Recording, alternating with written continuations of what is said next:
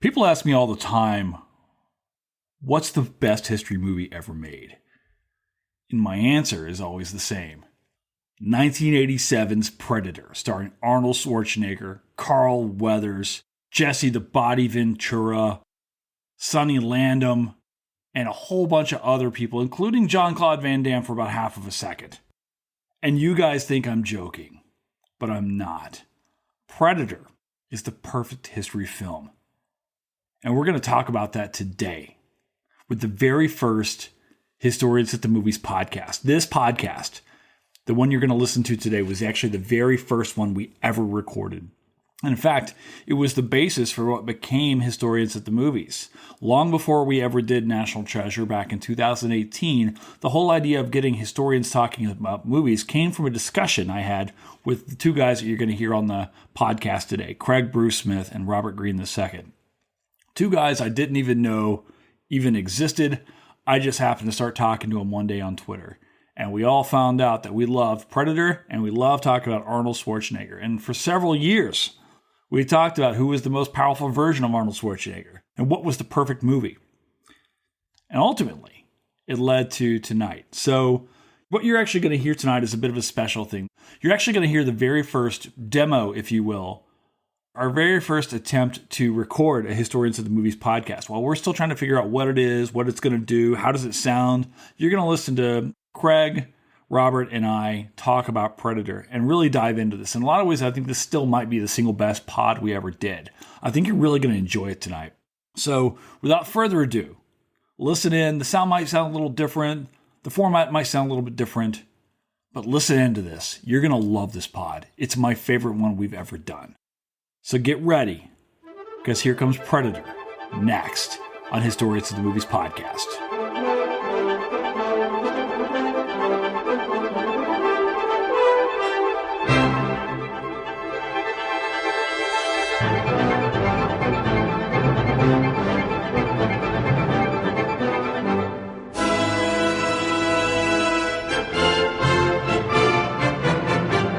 Welcome to the very first Take One Historians of the Movies podcast. If you're listening to this, you're probably listening to it in the future. And you have no one to blame but the three gentlemen who you're listening to tonight.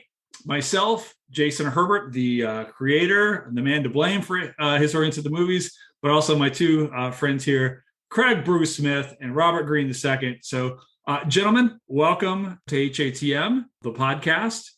Craig, who are you and where are you from? I'm a historian of early America, the American Revolution, and the founders. I'm currently an associate professor of history, and I've authored the book American Honor. And I have to say that my views are entirely my own and represent no one but myself. All right. And my name is Robert Greene II. I'm an assistant professor of history at Claflin University in South Carolina. I'm the co-editor of the book Invisible No More, The African American Experience at the University of South Carolina. And I am a 20th century African American and Southern intellectual history specialist. All right. So we are in then Virginia, Florida, and South Carolina. Does that make us three East Coast elites? I suppose it makes us East Coast elites without the East Coast elite money, perhaps. But beyond that, I don't know if I want to accept that moniker, but we'll see. Hey, academia is nothing but a modern day aristocracy. We just all have to learn to accept it. All right. Well, if we're talking about aristocracies, that's perfect because we're talking. So for those who have never don't know about our friendship and maybe are familiar with HATM, in a lot of ways, our three friendship came from Twitter.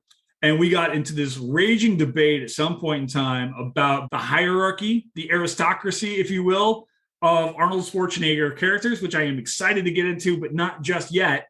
Craig, you and I have had many conversations behind the scenes talking about what is and is not a history movie, right? And what constitutes a history movie is. Craig and I tend to disagree sometimes. I tend to argue that all movies are history movies. Craig, what do you think? Again, and I see your side of this because you're saying all movies are historical artifacts of their time, and I get that. It's just when you're showing a movie from 2021 and you're like, this is how we understood last year. I kind of have an issue with that. But I get your point. My point is, there's a difference between using a movie as an artifact of history versus a movie that has like a historical theme that is trying to convey the history of a time.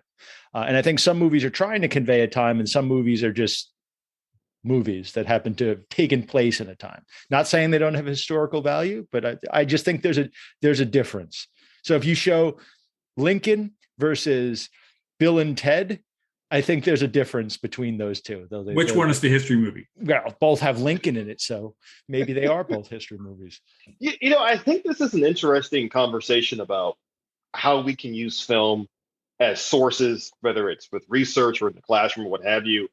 Actually, as you guys were talking, I thought of the film The Matrix from 1999 as an example of kind of both, in the sense that when the movie came out, you wouldn't have thought of it as a historical artifact, but we look back on it now, and in a way, it was ushering in a new age, not just of cinema, but also it reminds us of what life was like in 1999, the so-called pinnacle of human civilization, as the film put it. And now I look back on that, I kind of agree with them at times. But I think, again, this is a really interesting conversation, which I think plays perfectly with talking about the films of one Arnold Schwarzenegger.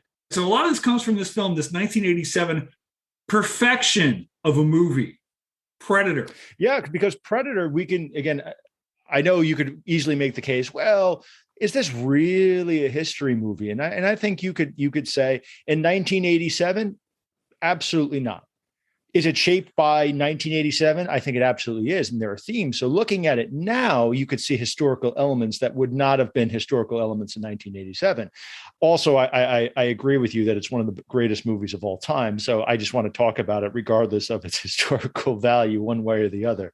Yeah, I think it's really interesting, right? So this idea is that, so you were just talking, Craig, about that. And, the first thing that popped in my mind, and I'd never really even thought about this before, is like, I'm wondering how like Iran-Contra shapes this movie a little bit. And of course, we can talk a little bit about some of these other films that were kind of coming out, especially the other big Arnold Schwarzenegger film in the closet here that we like to contrast this with, which is Commando, which also kind of goes back and forth with like a lot of these same very, themes, very much this idea of like Latin America, guerrilla warfare, army, one American man versus the other force in South America. Who happened to be born in Austria or in this case, East Germany for Commando and the Netherlands for Predator.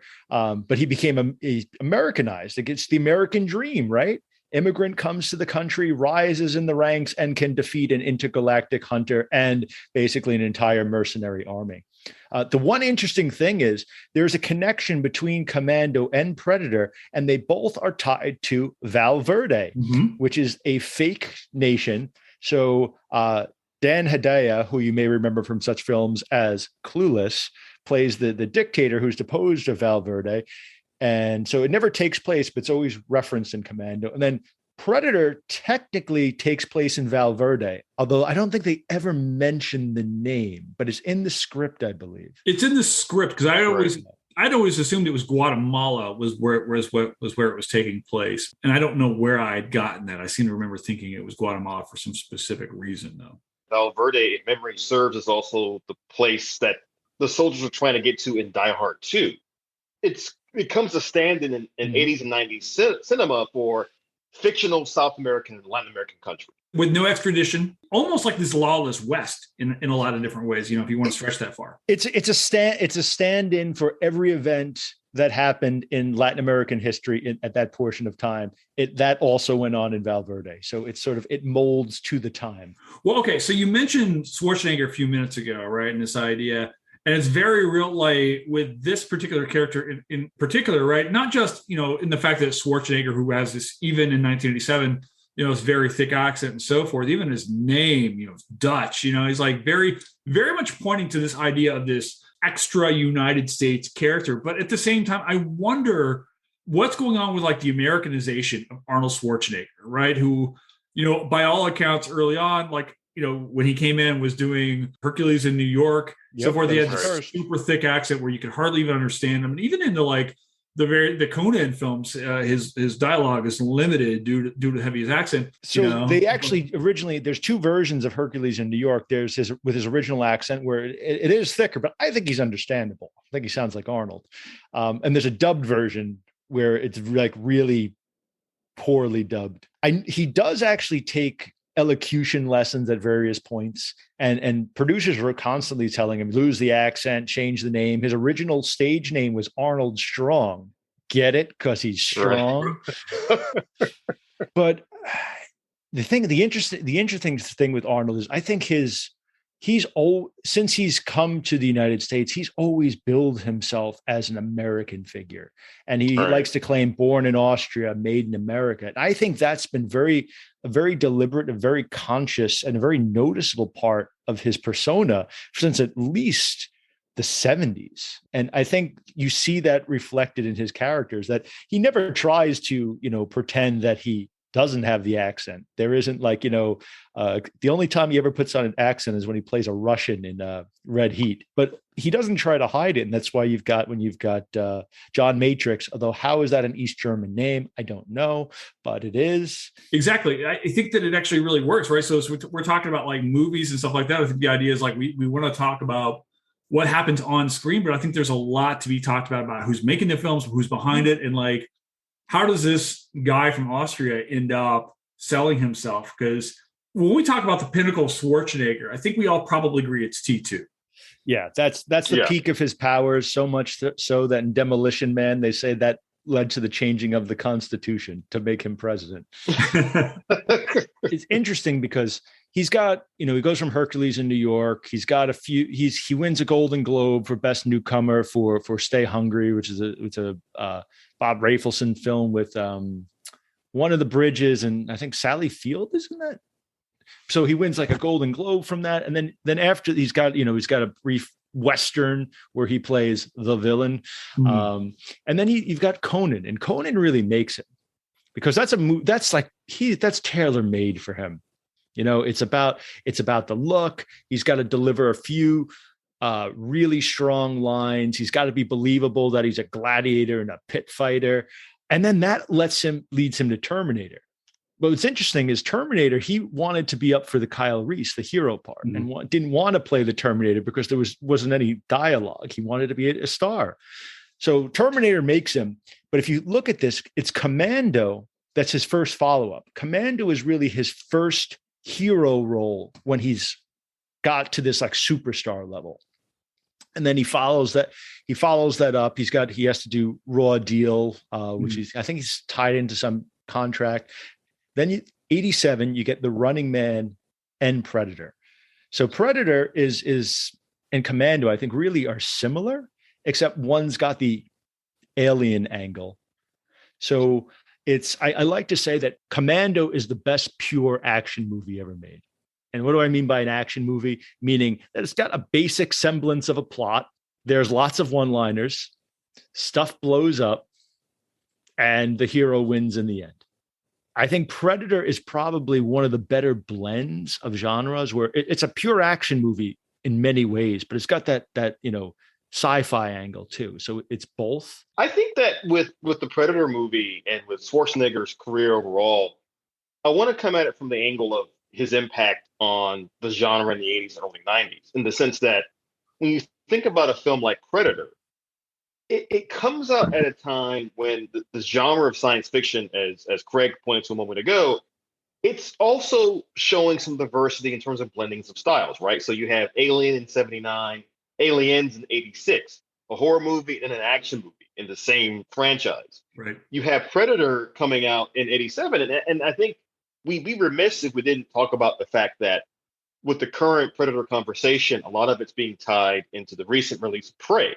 Mm-hmm. And people on Twitter making the joke, and this has been a joke I've seen before, but this idea of you could theoretically make a Predator film where you just drop the Predator into somebody else's movie. And in the case of Predator in 87, it was, imagine you go to the theater and you assume it is your standard Arnold Schwarzenegger action film. And then suddenly this alien shows up and it becomes a completely different film. But I think with Schwarzenegger and Predator and also Commando, they fit into this era of action films where I think what distinguishes them is the fact that the action is over the top. The action is very much, in a lot of ways, America versus the world, or in the case of Predator, America versus the universe, it seems. But Schwarzenegger he really helps to broaden the idea of what an action movie can look like. It's also his movies, for by and large, don't take themselves too seriously. There's always an element of fun to them, whether he's shooting a guy with a grenade launcher, saying knock knock, or throwing a knife through someone's chest, stick around. I mean, it's violence, but it's also there's that wink, there's that nod to the audience. But Rob, what you said is a great point, that you could walk into Predator and if you walked in and you missed the first opening, like that scene right before the credits, or you didn't quite understand it, and you watch it for 30 minutes, it's a completely different movie. It's Arnold with a team. It's like Commando 2. Right. And then you're still not even sure for a large portion of the movie what's, for the middle portion, is it 2 or 3 men out there at the most? Is it what is this? Is this, I remember my older cousin showed this to me right after it came out, and I was very much too young to see it. And he was convinced at first it must be some Russians with goggles, like sort of night vision goggles, running around in the jungle. We figured it out, shortly thereafter. But yeah, I think that's exactly right. You could not know what this is, and then all of a sudden, oh, there's a Predator. Craig, you make this great point about Commando being this, perfect action film. And really, and Robert, you were talking about it feels a lot like it is this perfect blend a lot of ways. I've actually said this before. I often think that Predator is a perfect film because it does exactly what it's trying to do. It doesn't have to be Godfather 2 to be a perfect film, because this is the perfect, in my mind, blend of action science fiction. And it just nails that at this amazing time. So I want to talk to you guys about what we're seeing on screen, and kind of talk a little bit about the characters we're seeing on screen, and why those people, you've got Jesse Ventura, you've got the amazing Bill Duke, who I would be the president of his fan club if I could, because I just love so many things he's done. Of course, he was also in Commando as well, right? He doesn't fare well in Arnold movies. No, but I'm sure the check's still cashed. I think to your point, Jason, about the cast, again, if you did not know going to this film what it was about or what was going to happen, you would have thought, oh, you've got Arnold Schwarzenegger, Jason Ventura, Carl Weathers, all these tough guys, and then you watch the film and they get picked off one by one. It's amazing. And it is truly jarring, to where at the end of it, you're almost surprised that Arnold Schwarzenegger actually survives the film, which is rare to say for a Schwarzenegger movie. Because these are individuals that at various points could carry scenes, right, or films or wrestling matches on their own. Yeah, absolutely. They were either the star of a film or the primary antagonist, in other films. These were, obviously guys like Carl Weathers. That's Apollo Creed. This guy's, unless he's going to run into a Von Drago, he's pretty much unkillable, All right. So talk to me about what do you see on screen in this team, this team of this covert team of just badasses? What's the portrayals going on? The portrayal is they're a team of mercenaries, but they make this explicit point that they're a rescue squad, not right, assassins. Whereas Carl Weathers is added to the team and he's a CIA agent, and you're never quite sure what's going on with Weathers. They've got apparently he and Schwarzenegger had served together sometime in Vietnam. They've got matching lighters, but they never really go into it. So there's clearly, they built a backstory, but it doesn't dwell on it. Like you said, it's just yeah, there's a backstory. They have history. Look, they shook hands and arm wrestled. That's good enough for the audience in the 1980s. But it's an interesting movie because you see almost different stages. And I know it sounds foolish, but there's a difference between when Arnold's got his jacket on versus when he takes it off, and they're stripping down their packs. They're stripping down what they're carrying as they're getting further into the jungle, the heat, the fear, the pressure. And it's you could, I don't know if this is what the director was going for, but they're stripping themselves down. They're being stripped down.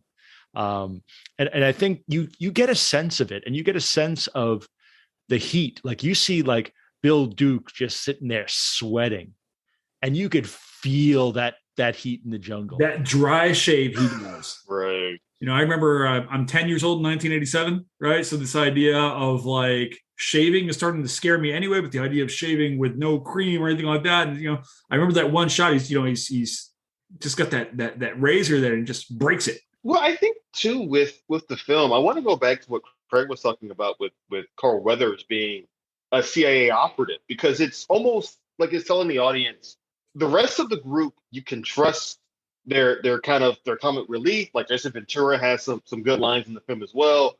But then Carl Weathers' character is a little bit shady. It's like you don't know if you can trust him. But then I think it's telling that he has this dramatic death scene where they're saying that, yeah, he's CIA, but at his core, he's still a warrior trying to do the best he can for the rest of his men.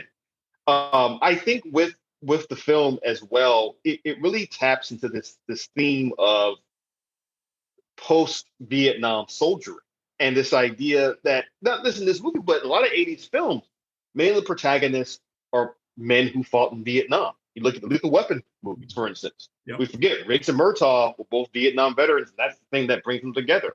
You look at so many films in the 80s, there's this, and I think it's pretty easy to say, is like, of course, that's obvious, but it's still something that's in the air. And in this movie, in Predator, the fact that these are the best of the best we have, struggling against this one alien creature, I think it tells a very compelling story about America trying to wrestle with this legacy of not just Vietnam, but the fears, Contra, of having to go into Central America, the history of interventions in Latin America. But of course, we have Schwarzenegger on our side, so we're going to win. Well, we got Schwarzenegger on our side. This brings me to another question. This is a fun conversation I think we've had before, which is, okay, we all, I think, acknowledge Schwarzenegger is the alpha of the team, okay? Now, you got Schwarzenegger. You can pick one other member of the team. Who are you going with? Who's the number two guy? Who's the second most important person on Dutch's team? Who do you have? It's Billy. I think it's Bill as well. Okay, so I also agree it's Billy. And one of the interesting things that with Billy in particular that is really interesting to me is the role of Billy as the scout, right? Specifically about who he is supposed to be. Sonny Landham is a native man. I want to say he is Cherokee and Seminole descent. And he's very clearly a native man in this film as well, right? So I don't think it's an accident he shows up.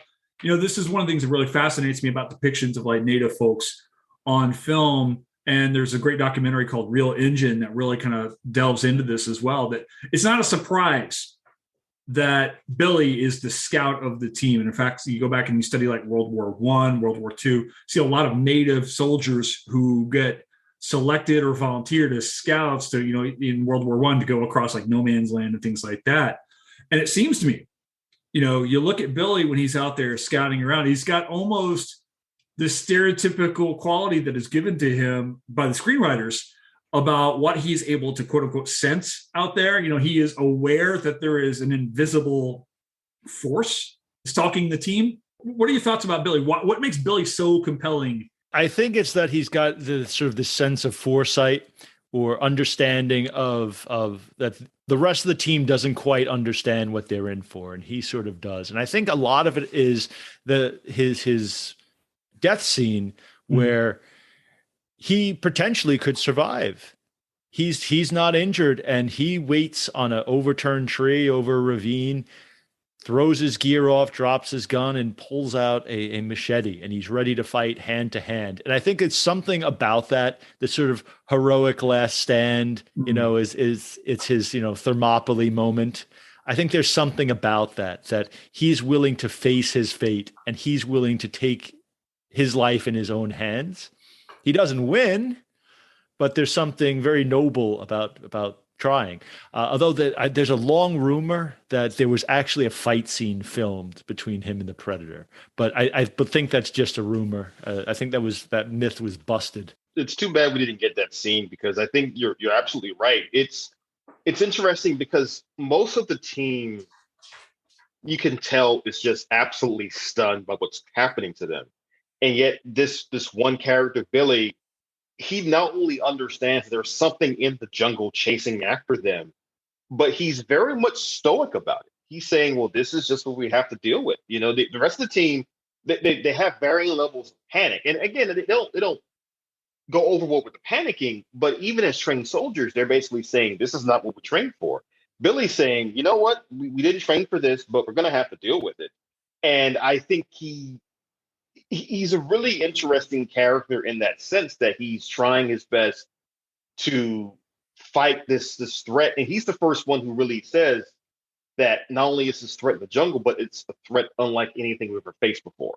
And to him, it's like, well, okay, let's do it. Let's dance. Let's party, as Schwarzenegger says in other films. So there you go. I actually think Billy's death scene works better off screen. He's really the only guy you don't see get killed. So it does allow you to imagine what happened there. I think, I think you get everything you need to know about Billy and his character just for the fact that he was like unafraid, or maybe he was afraid. I think he was afraid of this. He was afraid. He says he was. And yet still, the idea of courage, right? Courage is not being without fear, but it's about confronting that fear. I think that's what makes, his character in particular so. I think he had a better understanding maybe of everybody with what he was up against, understood that it was a losing battle for him, and that he still faces it in the midst of understanding this is probably his undoing. And he, that's the line where he says, there's something out there. It ain't no man. We're all going to die. And he's choosing to do it on his own terms.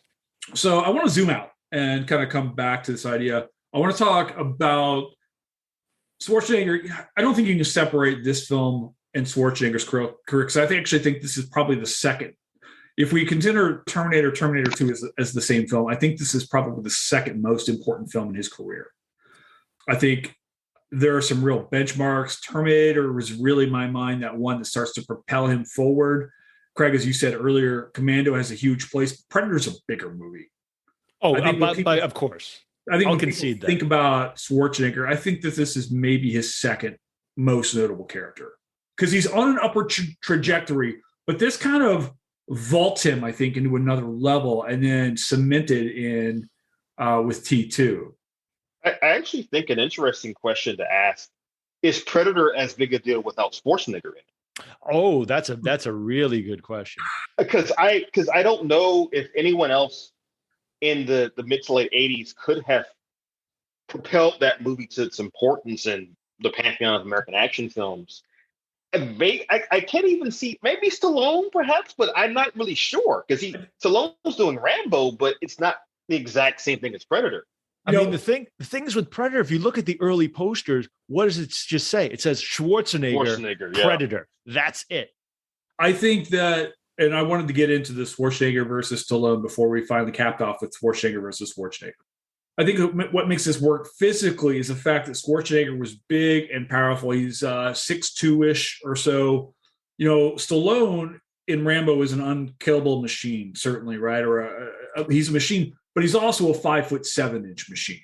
And there's a real difference in the physicality between Stallone and Schwarzenegger. And that doesn't take anything away from Stallone. He's just a smaller man than Schwarzenegger. I think what makes the film work so much is the fact that as big as Schwarzenegger is, he's got to be big so that we see that the Predator could easily overpower even Schwarzenegger. But I think that's exactly right. And that's why they had to change villains, because originally the Predator is played by Jean-Claude Van Damme.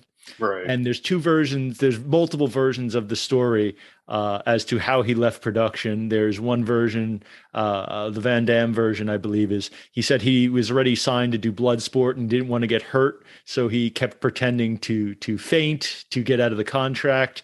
The other version is he just wasn't big enough. He couldn't match up to Arnold. And they had to bring in Kevin Peter Hall, who was, I believe, 7'2". Yeah. And he's also plays, Bigfoot and Harry and the Hendersons.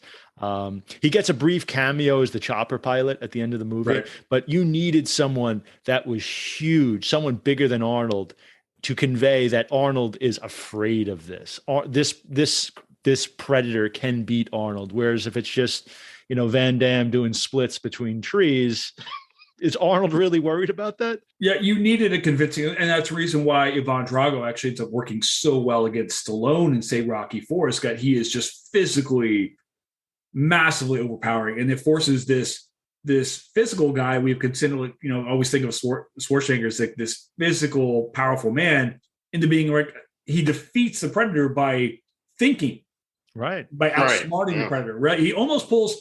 And we've always had this conversation because I do want to talk at some point in time, maybe another pod, about Bruce Willis. And I've always associated Bruce Willis in Die Hard as Odysseus in so many different ways, right? But he kind of has to do this outsmart the Predator versus overpower him, which is like that final redemption, that that final feat of strength or something like that he's got to achieve in order to defeat the bad guy.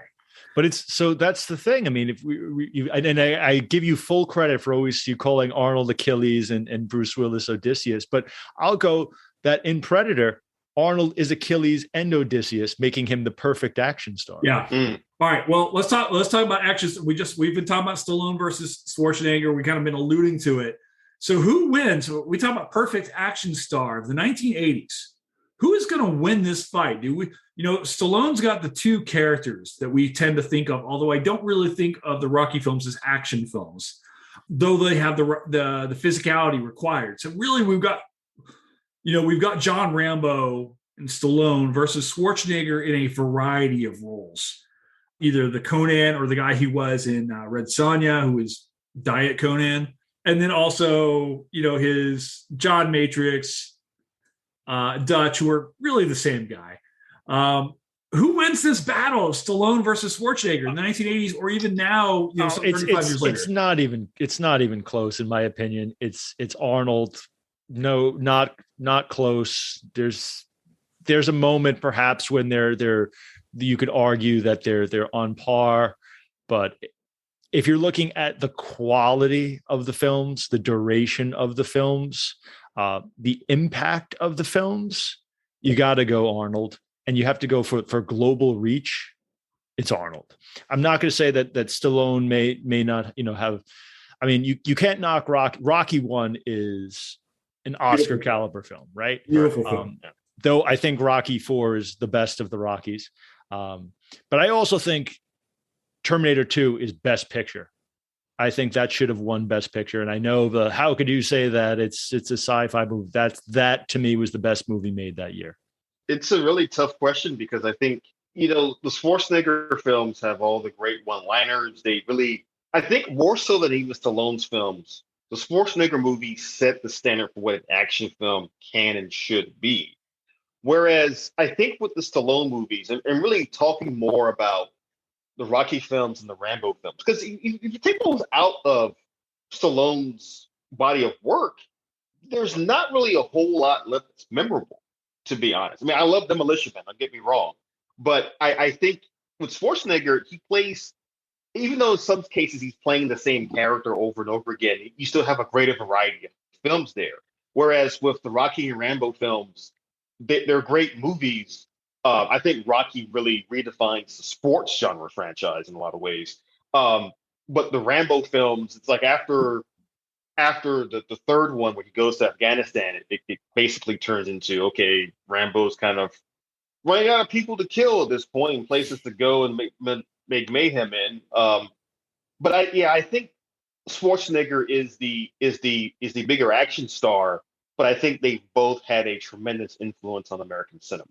Yeah, but I also think Arnold's roles evolve in a way that Stallone's don't. Although Stallone tries in movies like Copland, he tries to be more dramatic. But Arnold, though he is playing Arnold, but that's what people want to see. They want to see Arnold Schwarzenegger. They want to see Arnold Schwarzenegger in different scenarios with different backstories. If they went and Arnold makes fun of himself. If you're thinking The Last Action Hero, I think is a misunderstood, underrated film. I love it. I love it. Yes. And it's a movie where he makes fun of himself for the whole thing. He's making fun of the action movie genre, and it's still a good movie. And they make that but I still think it's one of the greatest Shakespearean performances of all time, Arnold Schwarzenegger's Hamlet. And he's joking about like this great actor bit.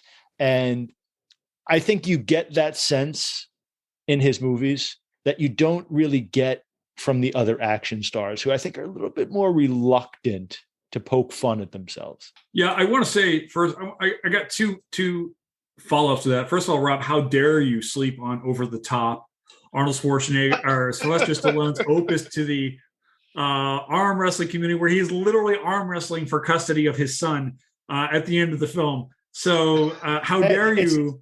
It's not even the best arm wrestling on film in the 1980s. That's in Predator 2. Secondly, and this kind of goes back to a GIF you like to send to me a lot, Craig, on Twitter, which is I think the Schwarzenegger versus Stallone war is over actually in an entirely different film altogether, which is in Twins. Yeah. When Schwarzenegger walks by that poster of Stallone, Rambo grabs 3. his bicep and chuckles, I think it's over. How do you come back from that? And Arnold follows it up by having Stallone in Last Action Hero. He has Stallone playing the Terminator, and he calls it one of his finest performances.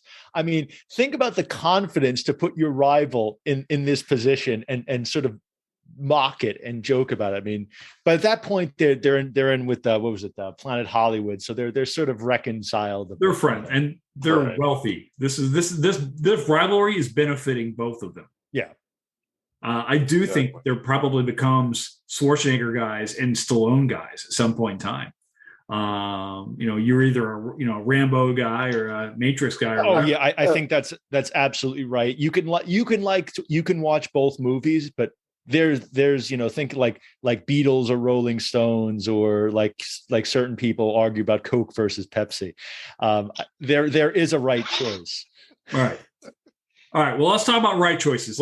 Let's break this down, because we've been heading to this for a long, long time. We need to create now the definitive hierarchy of Arnold Schwarzenegger characters, and this goes back to an argument we've had over this movie versus Commando. I don't think you can talk about Predator without talking about Commando, but we also can't not talk about the Terminator films as well. So for the audience listening, the argument has always gone back to who is the most powerful of all the Schwarzenegger characters. And I think the three of us have agreed that you actually have to take the Terminator and set him aside because he's not human. And I think when we have tried to create a line between Schwarzenegger characters, the question has always come down to which of the Schwarzenegger characters could conceivably defeat the Terminator?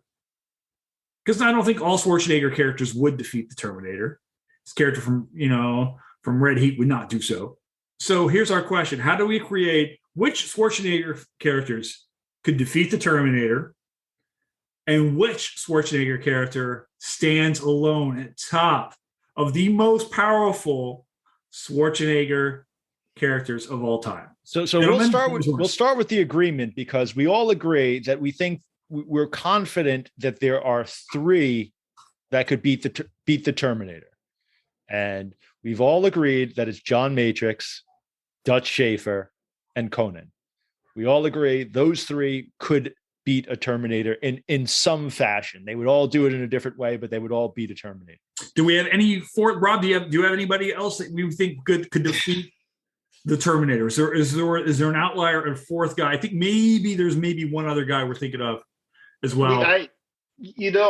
That's a really interesting question. I think depending on, and I hate to use this argument because this is the classic internet argument about Batman having prep time, but I think if he has enough time and material, I think the Schwarzenegger character from True Lies might have a chance. Yeah. He might have a chance. Yeah, Harry Tasker, we talked about him, and it's possible. I just don't think he's as powerful as the other three. Oh, no. Okay, there's another guy here we're kind of sleeping on. Came out in '87 as well. What about Ben Richards from Running Man? How do we feel about him? I think Ben Richards could.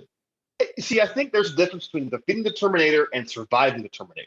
Okay. I think Richards might be able to get away, but I'm not as convinced that he could defeat the Terminator in an actual one-on-one battle, so to speak.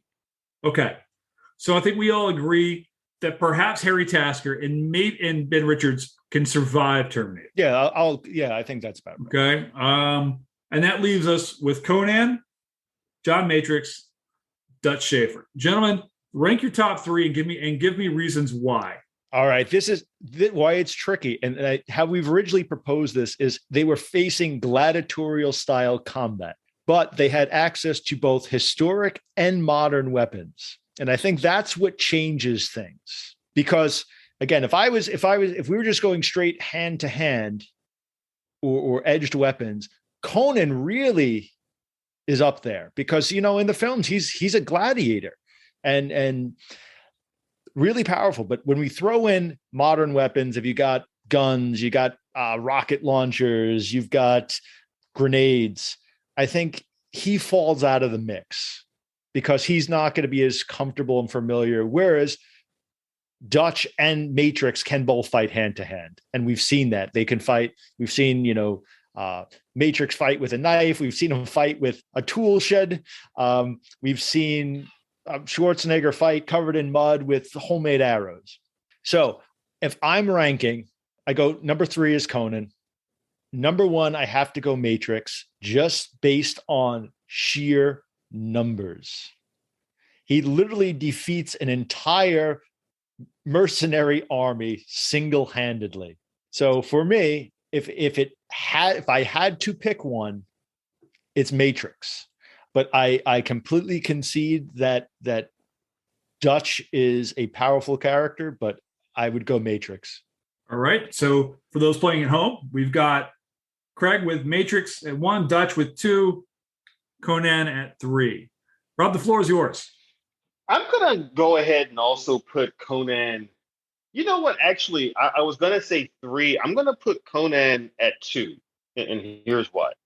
Because I think we can't overlook the fact that Conan's adversaries include characters like Thulsa Doom, who are using magic and mysticism and introducing these weird elements that, I mean, even Schaefer in The Predator, you can kind of also say the same thing about the Predator using an invisibility cloak and all that. But there's something about what Conan is facing in both of his films where he is facing some really weird supernatural beings at various points. It almost, I wouldn't want to say it's more for me like 1 and then 2A and 2B, but I would say Conan at 2. I am actually going to put, and I can't believe I am going to do this. I think I'm going to put Schaefer at 1 and put Matrix at 3. Here's why. Gasp. And again, this is an argument that I could change my mind on. I can't even remember who I argued for the last time we had this conversation. But you were Matrix for like years. Here's why I say Schaefer at 1 and Matrix at really 2B. I think Matrix, his feat in Commando is incredibly impressive. That he destroys an entire army on his own, not to mention killing his own former compatriots who are, it's said outright that they were, Delta Force, Special Ops, all this stuff. And yet I think his fight against the army at the end of that film, it just makes that army look really bad. Because say what you will about the Predator, at least when he has an open shot on Schwarzenegger, he actually hits him with that plasma beam weapon. These guys in Commando, and I get it's part of like an action movie trope that the bad guys can't shoot the hero, but it's almost ridiculous in that film how many times they miss him. Whereas I think with Schaefer, I want to go back to what Craig mentioned at the start of our conversation, which is Predator. Throughout the film, it's implied heavily that these guys have a backstory together, that they've done other missions, other operations as a rescue team.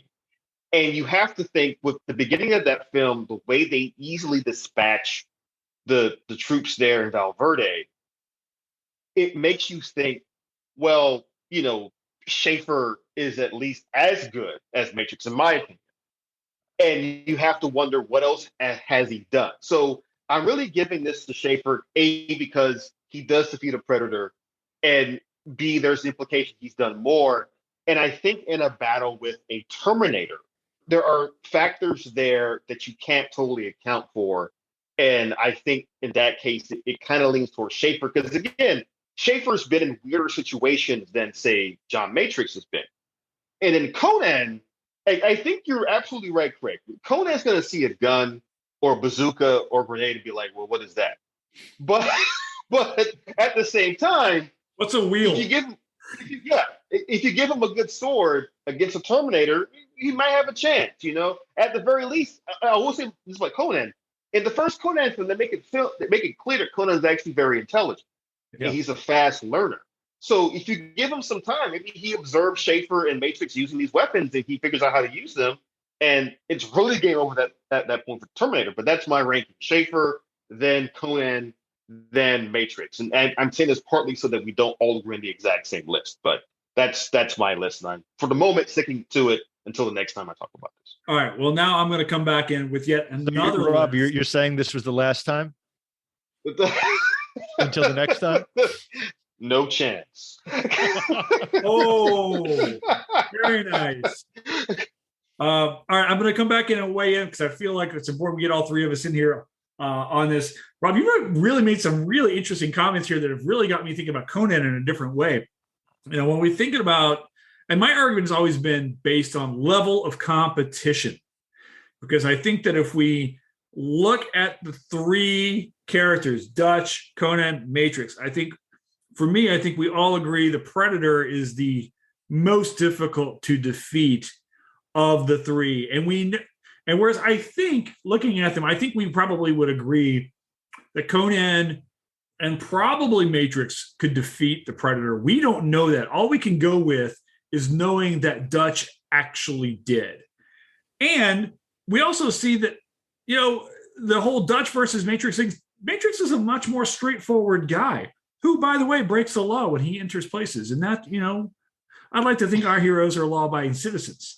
Whether or not they should be in Valverde or not is really, they're on orders. I'm just saying it takes a whole team to move that tree into place in Predator. Matrix just throws it on his shoulder and carries it back. That's not the same tree, but you can make that argument for Ben Richards. If we're going to go ahead and go for tree moving ability, right? That's a whole other conversation that we could talk about. Then we got to bring in Lord of the Rings, and we're talking about Ents and all that kind of stuff, right? So I'm going to go, man, this is tough. Rob's got me really thinking about Conan now, like where he should go, because I was always kind of friendly in number 3. I'm still going to keep Conan at number 3. And just because of the old adage that any sufficiently advanced technology accounts for magic, we all know that is Conan's weakness is magic.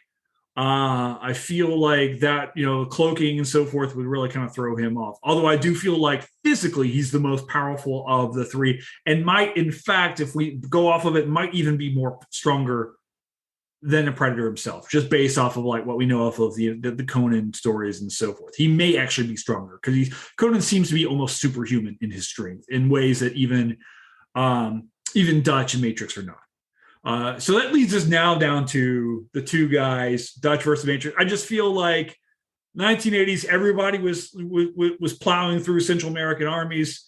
We see a little bit of that with in the early parts of Predator. Also, can you really judge an army's strength based on the fact that Dan Hedaya is their boss? I'm just saying, I always thought Hedaya was the worst cast part of Commando. I've never seen Hedaya as a particularly fearsome guy myself, but he's not the final boss. We all know Vernon Wells. Yeah, but the final boss is Australian. They're like, oh, yeah, I'll throw a can of flosses at ya. Look at my chainmail. That's not really doing it for me, So I've got. You didn't like cosplay Freddie Mercury? He was really bad. He wasn't even in shape. I felt like your base villain should have like a 6-pack, not be drinking a 6-pack during the final fight. And he's like, no, just bad. So based on everything we've seen on screen, I think I gotta go Dutch, then Matrix, then Conan. So I think we end up with 3 different routes here of people. I think as far as who we think is top. But I think Rob and I are both agreeing that Dutch is the top. It's a fair pick. It's a fair pick. I think it all depends on the rules of engagement, how they're set up to fight. I think that really, really changes the dynamic. But who knows? We do kind of have some official determination on this. How so? So Kevin Cruz, who is a historian, recently, he spoke to Arnold Schwarzenegger and his team about I don't remember what it was, but something about political parties. And he asked them during this, who would win, Dutch or Matrix? And Arnold himself very politely and politically responded that they would ultimately come to some agreement and become friends. Well, that's because Arnold's not really an American. He's a real American. People listening to this are going to think that's terrible.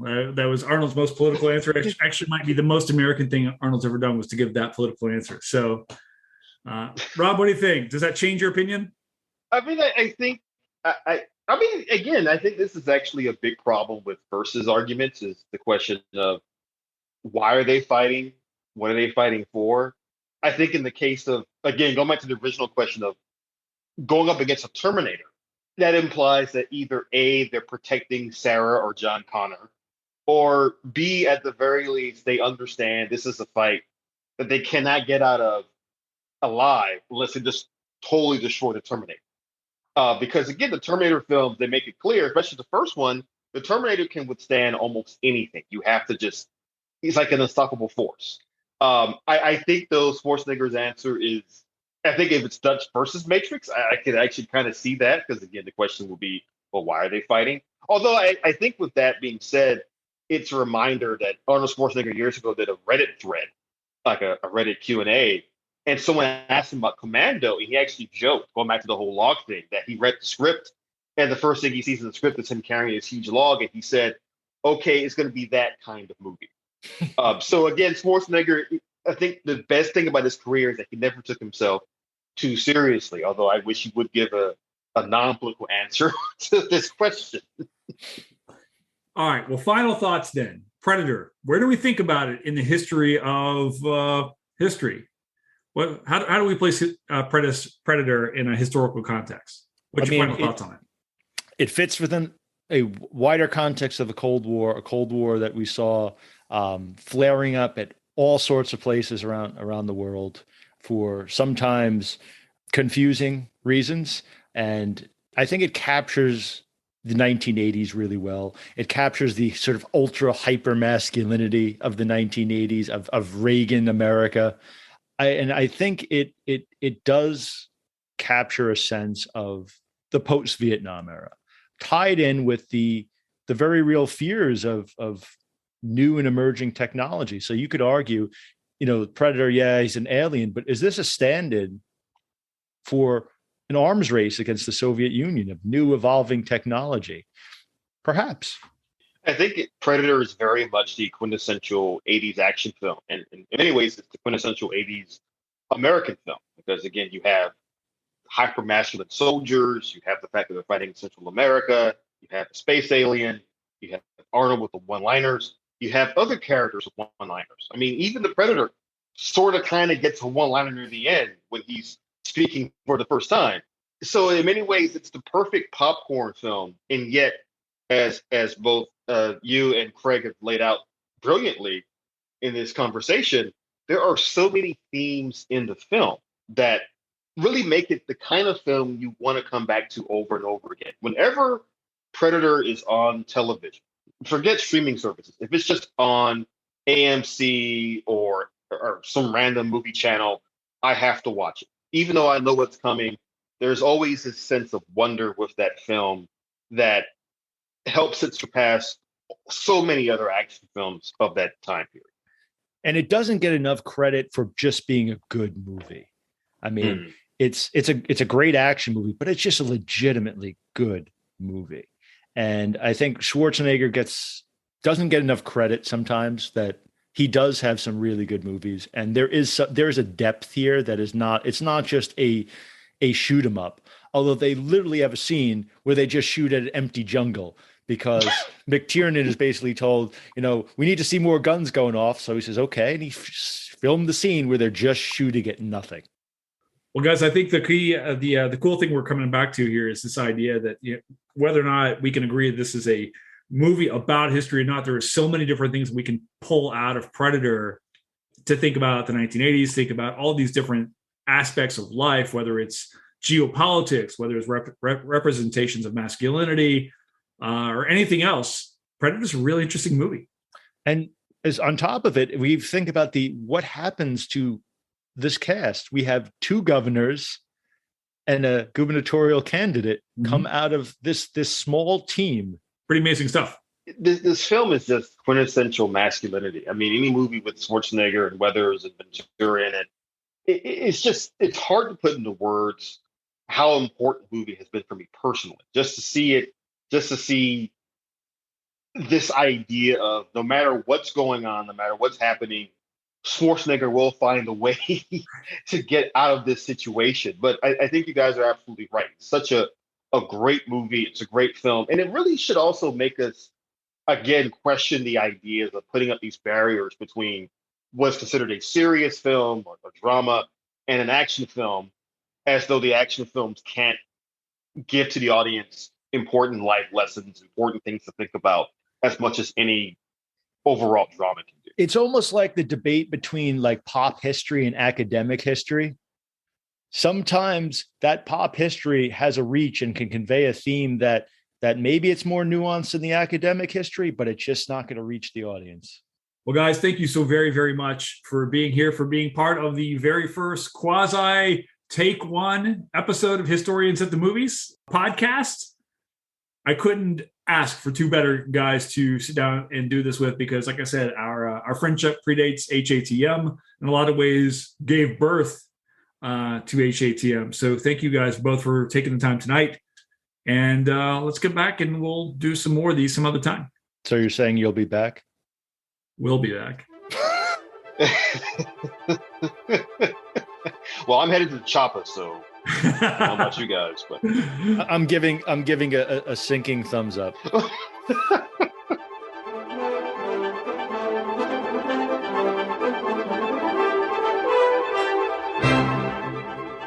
All right, that's a wrap here on Historians of the Movies podcast. Thank you to everybody for listening today.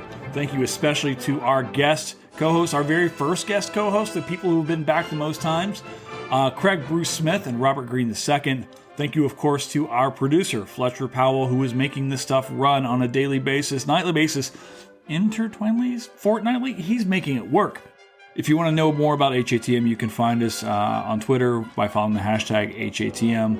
You can follow the Substack associated with this account. If you just go to my Twitter page, @HerbertHistory, you can find it right there. There'll be no Historians of the Movies this coming weekend. We're taking the weekend off. I'm going fishing with a couple other guys. So stay tuned for those reports, and we're going to be back on March 12th with more Historians of the Movies. We're going to be talking about the Oscars. We're going to live tweet the Oscars on Sunday, March 12th. So between now and then, be good to each other. Watch out for intergalactic bounty hunters. If there's a movie that you want to hear us talk about on HATM podcast, let me know. Tweet at me and share this podcast. Share it with your friends. Share it with your enemies. Share it with people that you like. We're trying to build a little momentum for this community here. So as always, thank you all for being part of this community. I could not do this without you. It is an absolute blast to be able to bring these to you. So we will see you next time. Bye.